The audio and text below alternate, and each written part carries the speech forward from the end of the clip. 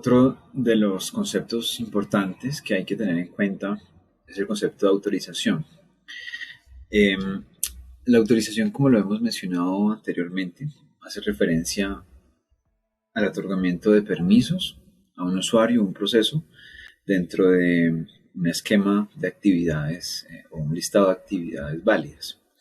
Entonces tenemos aquí como lo podemos ver, es el propietario de los datos o el propietario del sistema pues quien asigna esos permisos, ¿cierto? Y hay una política de acceso, en este caso esta política de acceso básicamente es la que regula, por ejemplo, qué tipo de usuarios pueden hacer qué y sobre qué objetos.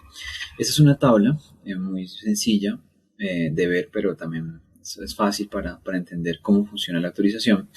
Eh, Se llama generalmente una tabla CRUD. La tabla CRUD básicamente tiene este nombre porque resume básicamente las actividades más comunes que tienen los usuarios dentro de un sistema de información. Entonces está la C, que es de create, que es esta misma de aquí, read, leer, ¿cierto? U, que es de update, y la D, que es de borrar.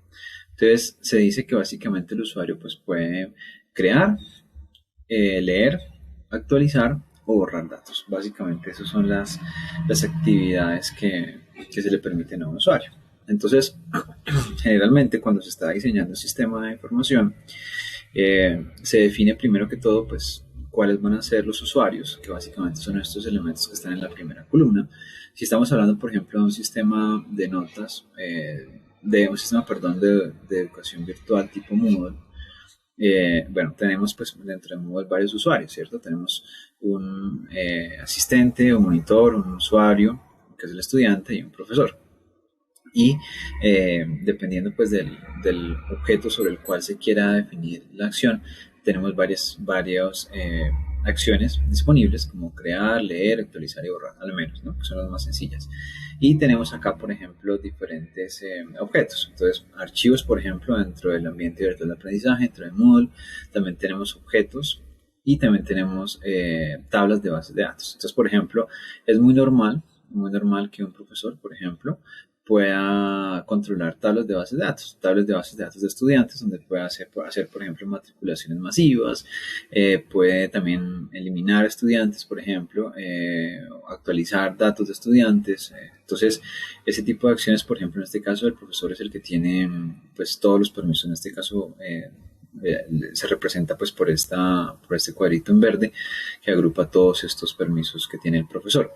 Por otro lado, por ejemplo, un usuario, un estudiante normal, solamente tiene permisos de lectura, que es lo normal, ¿cierto? Un profesor generalmente publica contenidos y deja al estudiante como usuario en modo lectura para que pueda descargar todo, pueda consultar, pero no modificar.